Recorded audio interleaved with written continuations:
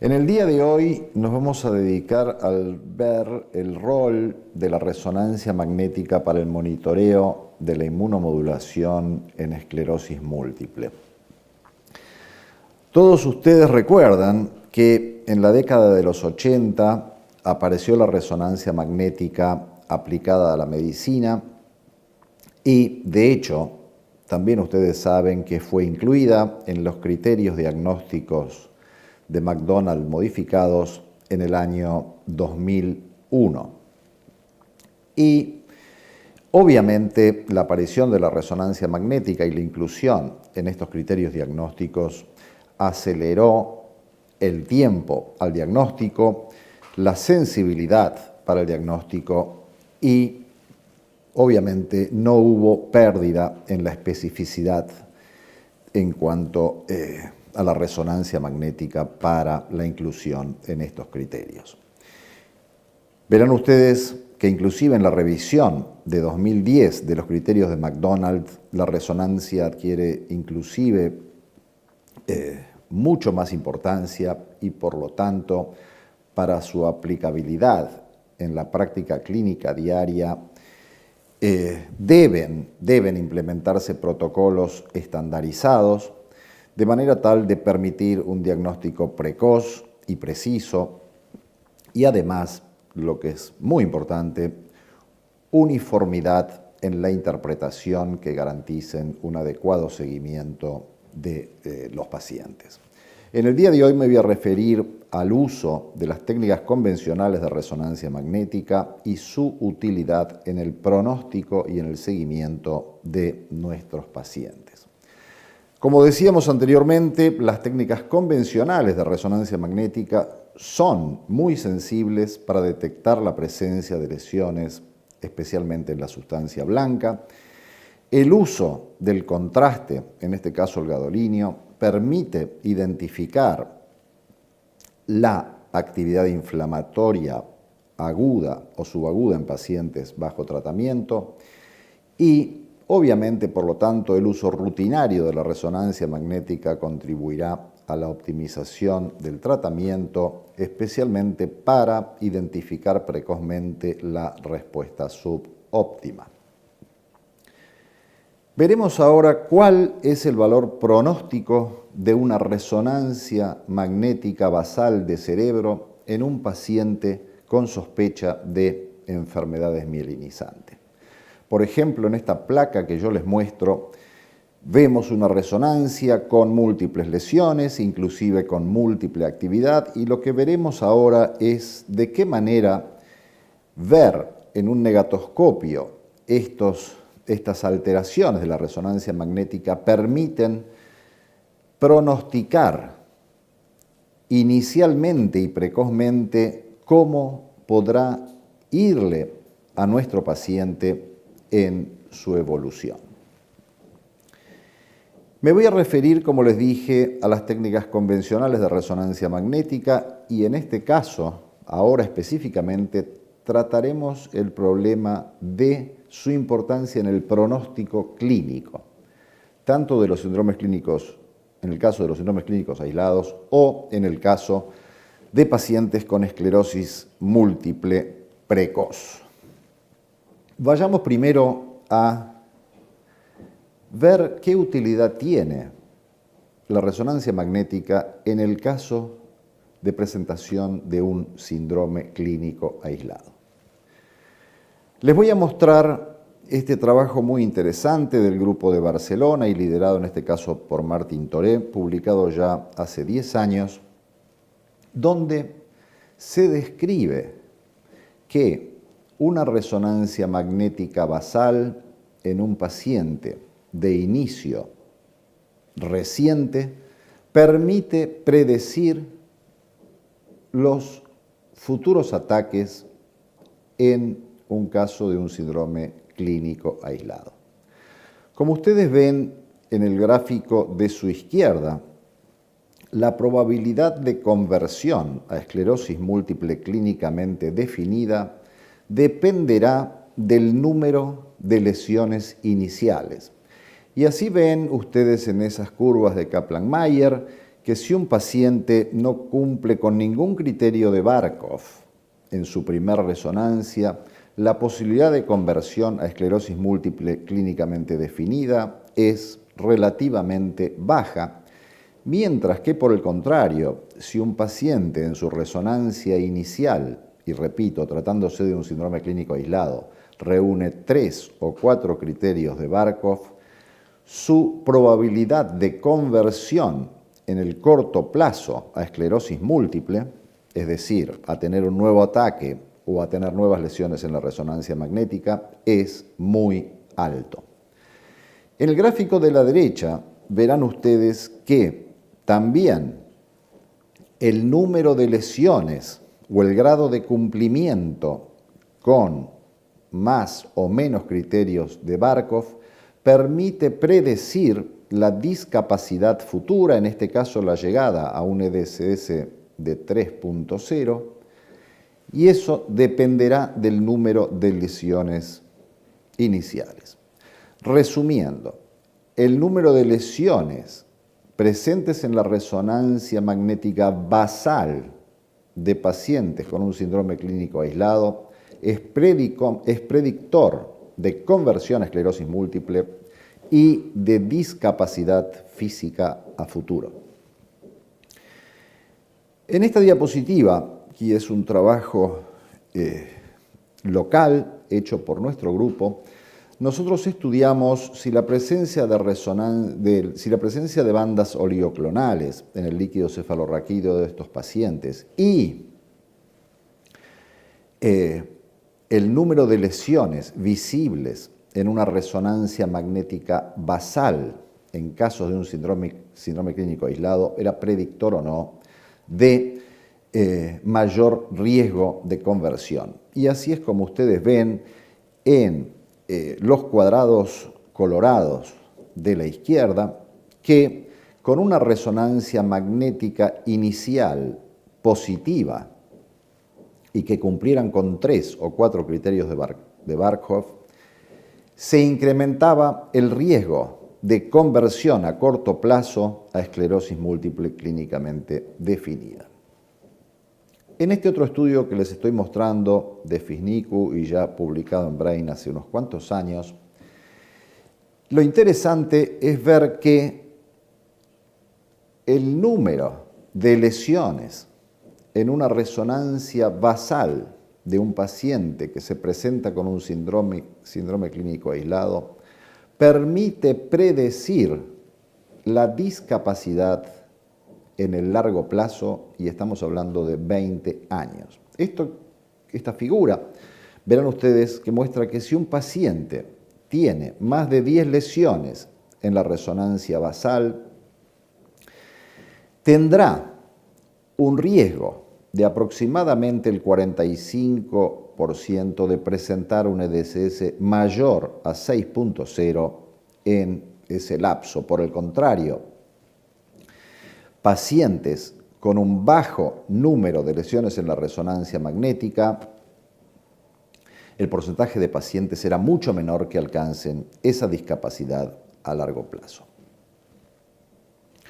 Otro trabajo interesante, liderado por la doctora Patruco de nuestro grupo, mostró,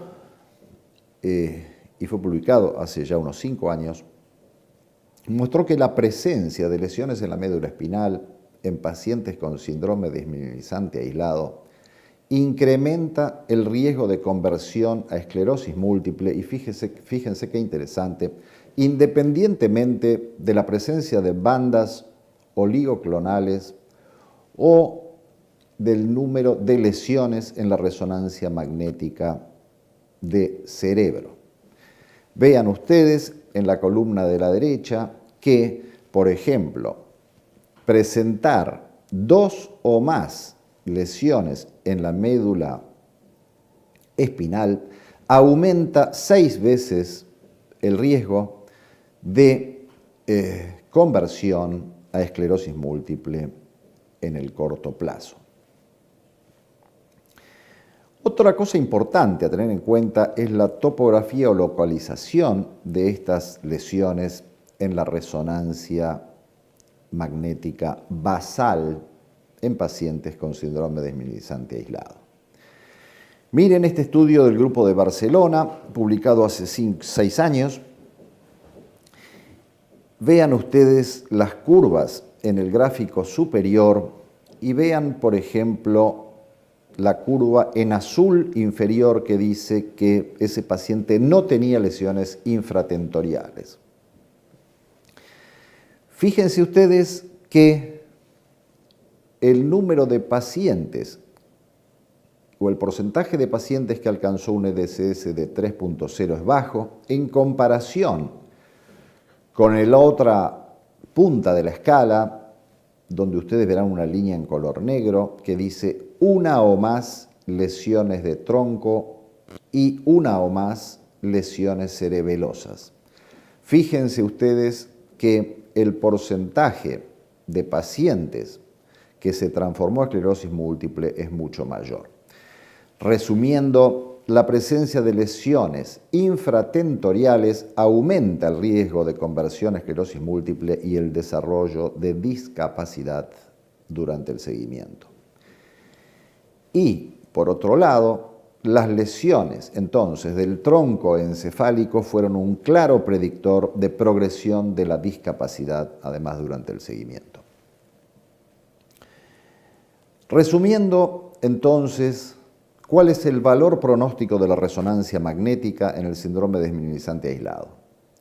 Por un lado, el número de lesiones en la resonancia basal es predictor de conversión a esclerosis múltiple clínicamente definida, de la velocidad de conversión y también de la discapacidad. Por lo tanto, el número de lesiones iniciales es importantísimo factor de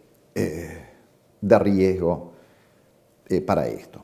Por otro lado, la localización de las lesiones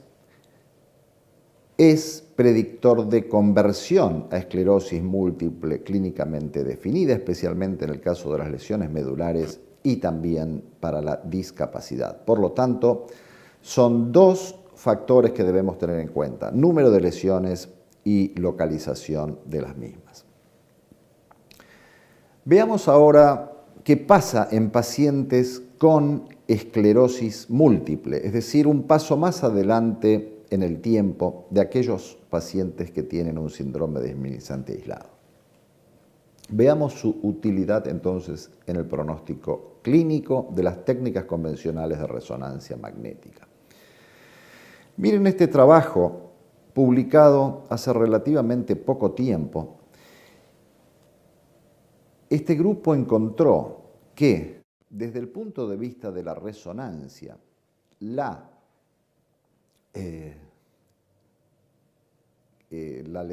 carga lesional visible en las secuencias de T1 se correlaciona de manera muy significativa con la progresión y mucho más que las lesiones visibles en el T2. Por lo tanto, lesiones en T1 que seguramente se correlacionan con pérdida de tejido cerebral y es lo que nosotros llamamos habitualmente agujeros negros, tiene relación con el pronóstico futuro de ese paciente en cuanto a discapacidad. Veamos ahora para qué nos sirve la resonancia magnética como predictor de respuesta terapéutica, es decir, una vez que un paciente ha iniciado un tratamiento. La mayor parte de estos estudios fueron dirigidos a ver qué pasaba en aquellos pacientes tratados con interferones y les voy a mostrar trabajos relativamente recientes que apuntan o que ponen foco en este problema de la falla terapéutica. En este trabajo del grupo de Barcelona y encabezado por Río, fíjense ustedes en la tabla y que en las 2 líneas superiores vemos que un paciente que en el primer año de recibir tratamiento con interferón presenta una recaída, presenta progresión en el EDSS y presenta cambios o aumento de las lesiones en la resonancia magnética. Ese paciente tiene un riesgo de 9.8 más veces que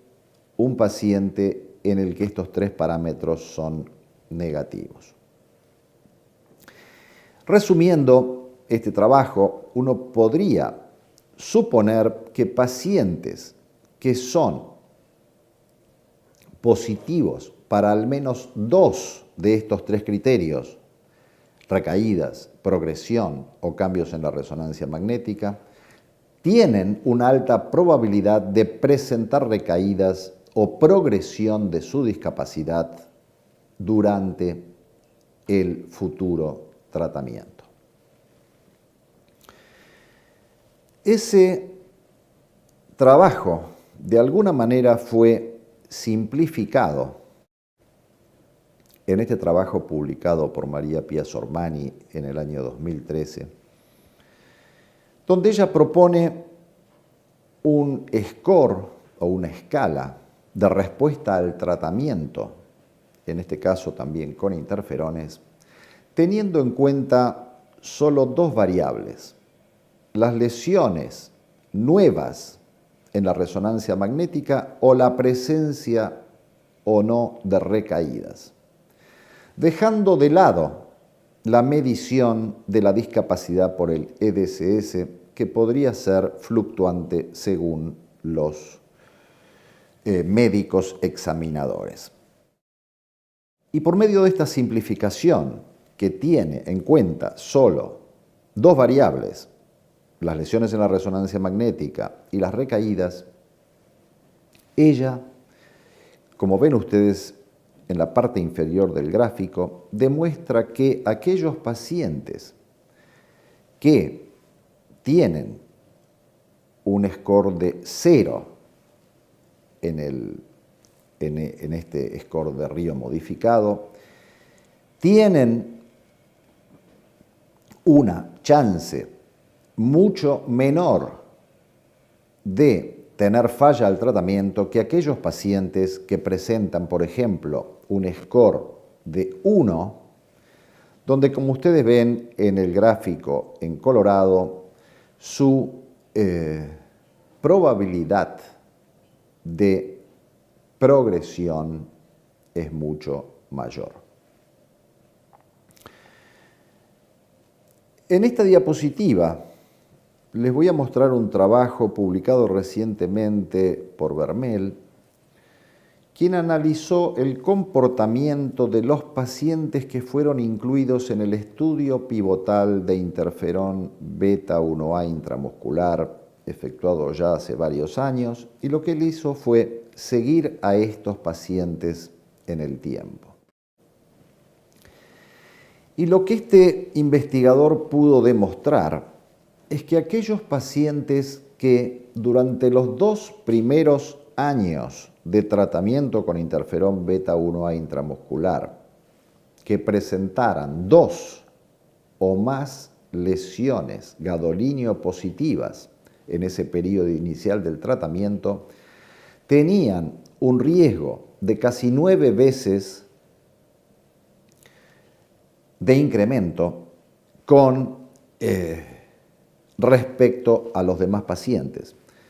Si tenían 2 o más recaídas en los primeros 2 años, ese riesgo era de 4.5, y si tenían 3 o más nuevas lesiones en el T2, ese riesgo era de casi 3 puntos. En pocas palabras, quiero decirles que sobre todo la presencia de lesiones gadolinio positivas en los primeros 2 años de tratamiento, según este trabajo, fueron predictores de severa discapacidad en el largo plazo, en este caso a 15 años. Por supuesto que las nuevas lesiones en T2 y las recaídas también contribuyen a incrementar ese pronóstico negativo. Veamos este trabajo muy reciente y que es un metaanálisis que muestra que tener una o más nuevas lesiones en el T2 o una o más lesiones gadolinio positivas durante los primeros 6 a 24 meses de tratamiento son predictores de falla terapéutica y de progresión de la discapacidad en el largo plazo. Si ustedes ven los gráficos en la parte superior de la diapositiva, verán a su derecha que claramente el tener una o más lesiones gadolinio positivas en el periodo inicial de tratamiento son predictoras de falla terapéutica de una forma sumamente significativa. Entonces, la pregunta es: ¿qué podemos hacer nosotros para darnos cuenta que ese paciente está teniendo una respuesta subóptima y, por lo tanto, optimizar precozmente el tratamiento? Y les voy a mostrar este gráfico o este trabajo ya muy conocido por todos ustedes que produjo el grupo de trabajo canadiense en esclerosis múltiple, el famoso modelo de los relojes, y con 3 relojes que representan respectivamente el comportamiento de las recaídas de ese paciente, el comportamiento de la discapacidad medida por el EDSS o el comportamiento de la resonancia magnética. En esta primera diapositiva lo que se analiza son los niveles de preocupación que uno debería tener según el número y la severidad de esas recaídas en los primeros años de tratamiento. ¿Y esto qué nos quiere decir? En verde ven ustedes que el nivel de preocupación debería ser bajo si tenemos una alta reducción en la tasa de recaídas en los primeros años de tratamiento, y en este caso, si el paciente tuviera una recaída leve en el segundo año de tratamiento, nuestro grado de preocupación debería ser bajo, debería ser medio si el paciente tiene una recaída moderada en el primer año de tratamiento, y debería ser alta si el paciente tiene más de una recaída en el primer año de tratamiento. Y ya veremos cómo ponemos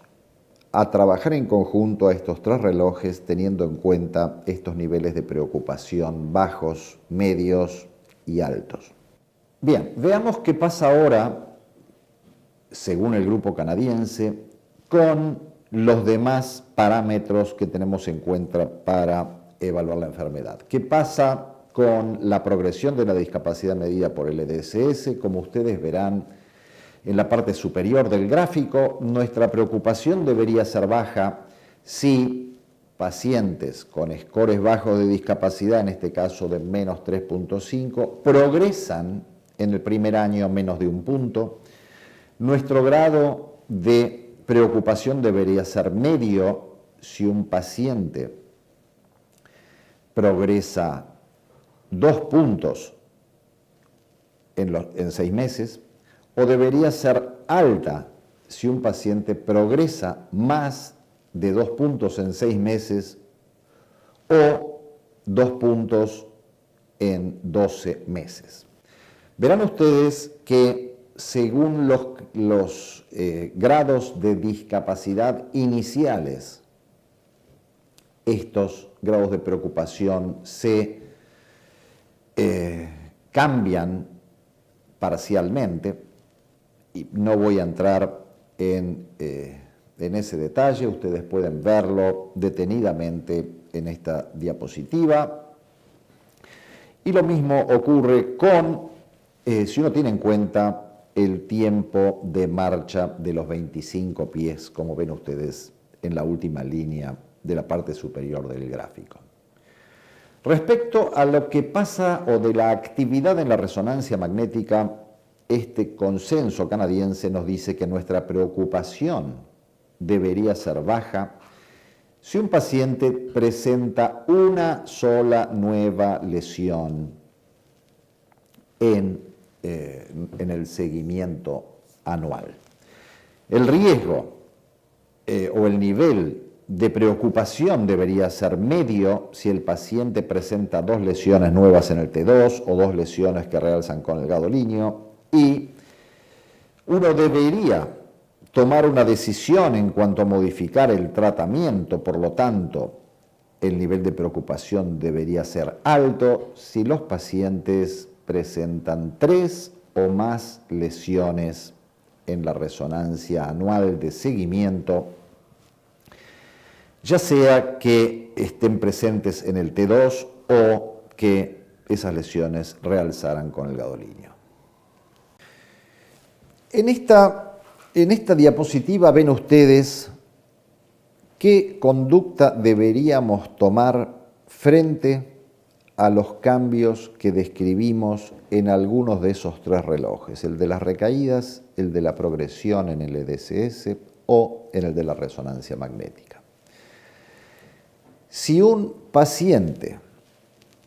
durante el seguimiento del primer año en el tratamiento muestra cambios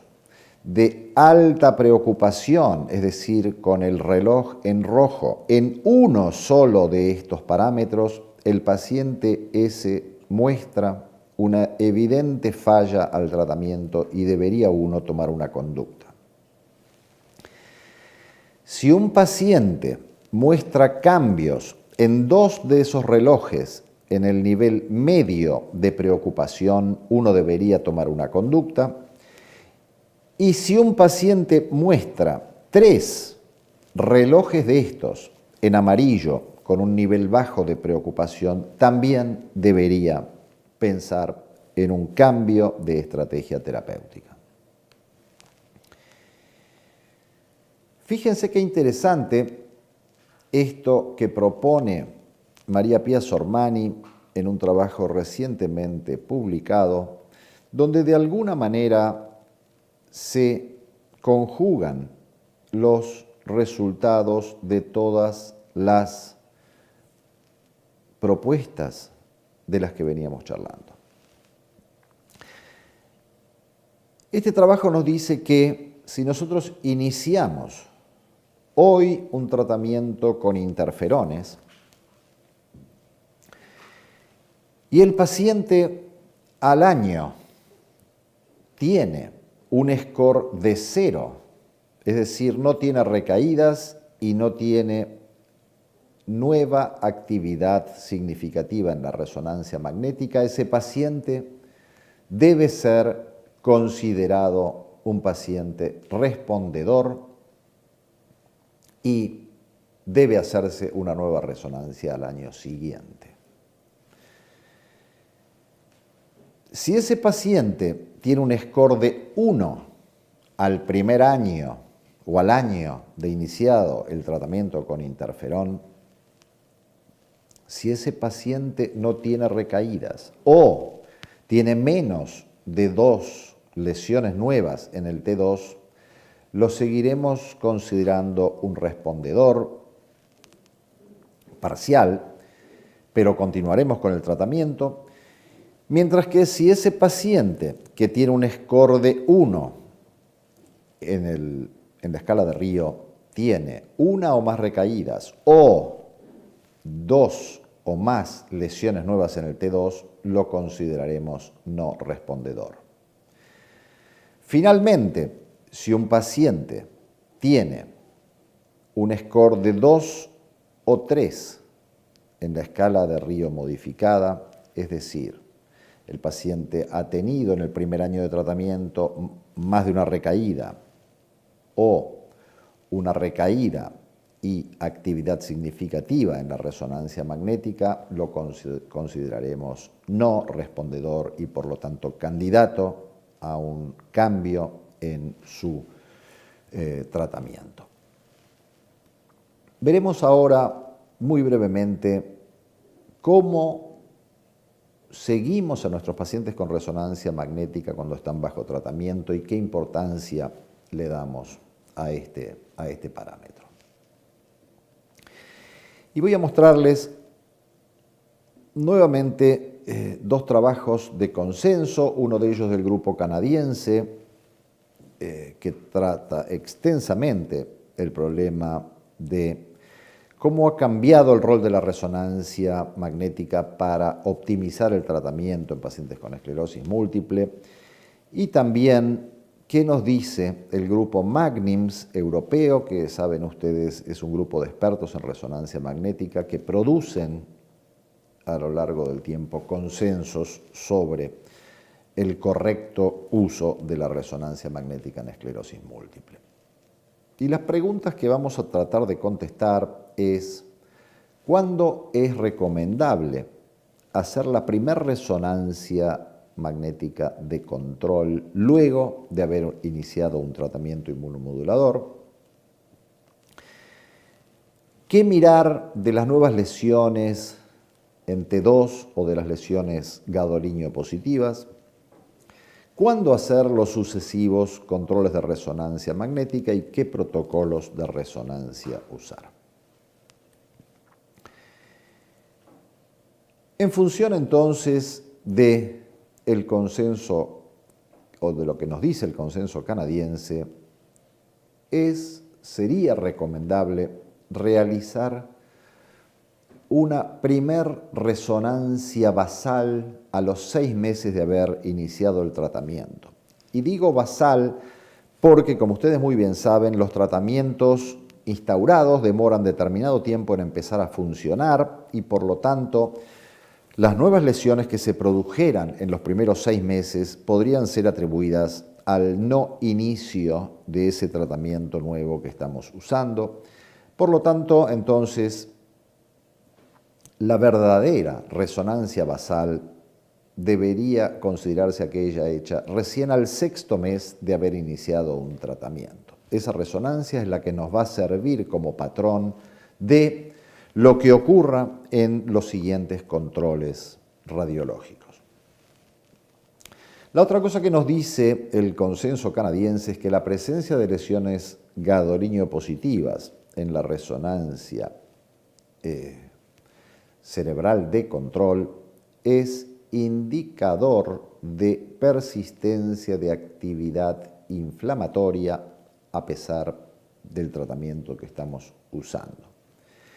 Y que las lesiones en T2 podrían haber aparecido cuando el fármaco aún no era efectivo. Estamos hablando entonces de la resonancia del 6º mes basal. Y que los sucesivos controles de resonancia magnética deberían hacerse anualmente. La otra cosa que se sugiere en este consenso es que deberían utilizarse protocolos estandarizados para hacer la resonancia magnética, fenómeno que en Latinoamérica no funciona como a todos nos gustaría. Y esto significa que los pacientes sean estudiados con equipos de al menos 1.5 Tesla y la importancia de reposicionar adecuadamente al paciente en cada estudio de manera de poder permitir una comparabilidad adecuada entre los sucesivos estudios. ¿Qué es lo que deberíamos estandarizar o requerir como mínimo a quienes nos hacen las resonancias magnéticas a nuestros pacientes? Hay algunas secuencias que son mandatorias y que obligatoriamente deben ser hechas en la evaluación inicial y en los sucesivos controles. Y estas secuencias son el T2, la densidad protónica y el FLAIR, y al menos un T1 con gadolinio 2D o 3D volumétricos. Secuencias opcionales serían un T1 sin gadolinio y una secuencia DIR, que es de Double Inversion Recovery, en 2D o volumétrica 3D. Algo muy importante, sería ideal que los estudios se hicieran en el mismo equipo para ese paciente,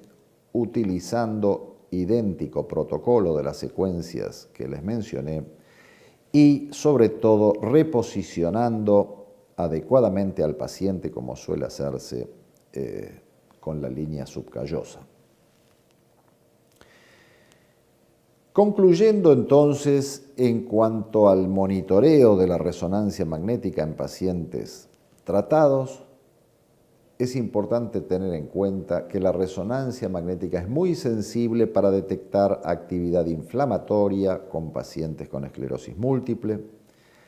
que la resonancia magnética contribuye significativamente al momento de definir el pronóstico en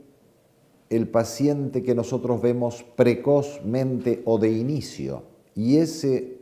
pronóstico tiene importancia desde el punto de vista clínico y terapéutico. Y también es importante acordarnos que una vez iniciado el tratamiento y durante el seguimiento, la resonancia permite detectar la presencia de lesiones indicativas de persistencia de actividad de la enfermedad de base. Esto significa lesiones que se tiñen con el gadolinio y que son sinónimo de ruptura de la barrera encefálica. Y tal vez la importancia mayor del seguimiento con resonancia magnética en nuestros pacientes tratados sea la de poder identificar precozmente la respuesta terapéutica subóptima y por lo tanto nos va a permitir precozmente una toma de decisiones tendiente a alcanzar el objetivo de no evidencia de actividad de la enfermedad, concepto llamado NEDA. Muchas gracias a ustedes por escucharme.